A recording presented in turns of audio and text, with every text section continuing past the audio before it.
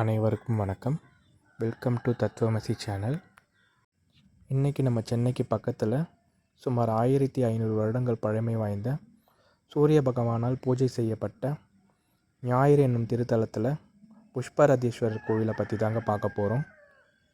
இது நம்ம Kolathur Retteri ஜங்ஷன்லேருந்து just 16 kilometre தூரத்தில் தாங்க இருக்குது. ப்ராட்வே மூலக்கடை நம்ம ரெடில்ஸ்லேருந்து நிறைய பஸ்ஸஸ் அவைலபிளாக இருக்குது. ஊருடைய என்ட்ரன்ஸ்லேயே அழகான தெற்கு வாசல் ராஜகோபுர தரிசனம்.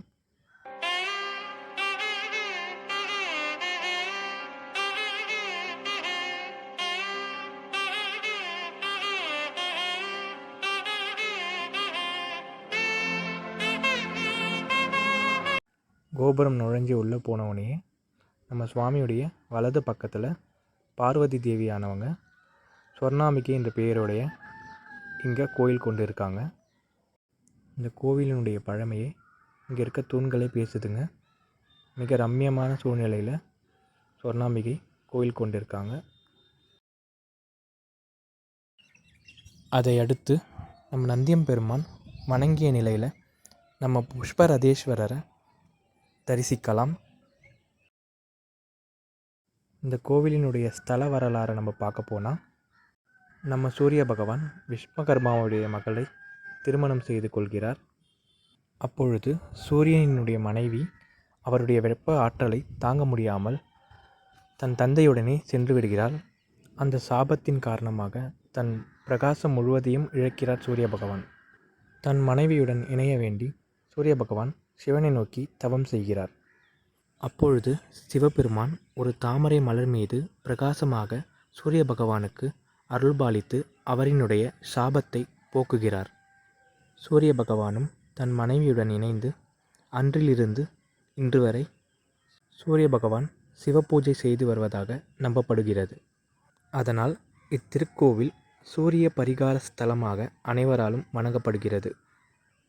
இத்திருக்கோவிலுக்கு சென்று சூரிய பகவானையும் ஸ்வர்ணாம்பிகை சமேத புஷ்பரதீஸ்வரரையும் வணங்கினால் கண் சம்பந்தப்பட்ட பிரச்சனை, கணவன் மனைவி பிரச்சனை தீர்க்கப்படுகிறது மற்றும் வேலைவாய்ப்பு, பதவி உயர்வு கிடைக்கின்றது. ஞாயிற்றுக்கிழமைகளில் கோதுமையை பரப்பி அதன் மேல் ஒரு தேங்காயை உடைத்து விளக்கேற்றி வந்தால் நாம் வேண்டிய அனைத்தும் நிறைவேறுவதாக நம்பப்படுகிறது. இத்திருக்கோவிலின் ஸ்தல விருட்சமாக தாமரை மலரும் நாகலிங்க மரமும் அமைந்துள்ளது. அந்த நாகலிங்க மரத்தின் கீழாக ராகு கேது சிலைகள் அமைக்கப்பட்டுள்ளது. இங்கு விளக்கேற்றி பூஜை செய்வதன் மூலம் குழந்தையின்மை, திருமண தடைகள் நீங்கி சுப வாழ்க்கை அமைகிறது.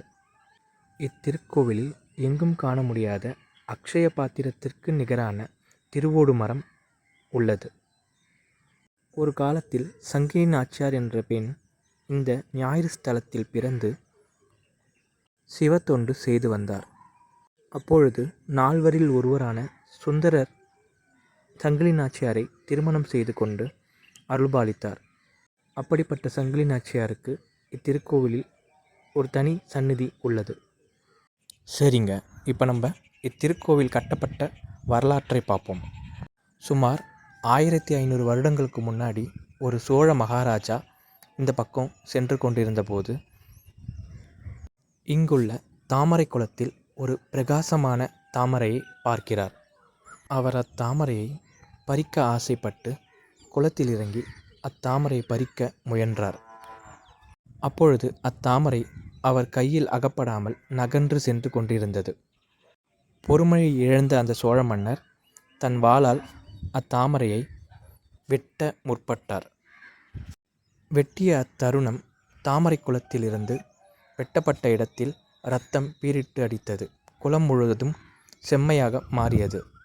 அத்தருணத்தில் மன்னன் தன் பார்வையை இழக்கிறார். ஒரு நாள் அந்த மன்னனின் கனவில் சிவபெருமான் தோன்றி, நான் இந்த தாமரை குளத்தில் சுயம்புவாக இருக்கிறேன் என்று கூறினார். எனக்கு அந்த குளத்தின் பக்கத்தில் ஒரு ஆலயம் எழுப்புமாறு மன்னனுடைய கனவில் சிவபெருமான் தோன்றி கூறி, மன்னனும் ஆலயம் எழுப்பி சிவபெருமானை வணங்கி தன் பார்வையை மீட்டதாக கூறப்படுகிறது. இப்படிப்பட்ட இத்திருக்கோவிலுக்கு நாமும் சென்று ஸ்வர்ணாம்பிகை உடனுரை புஷ்பரதேஸ்வரரையும் சூரிய பகவானையும் வழிபாடு செய்து வாழ்வில் எல்லாம் வல்ல ஐஸ்வர்யங்களையும் சகல சௌபாக்கியங்களையும் பெற்று நம் நாட்டிற்கே உரித்தான சிவபெருமானின் அருளை பெறுமாறு வேண்டி விடைபெறுகிறேன். நன்றி, வணக்கம்.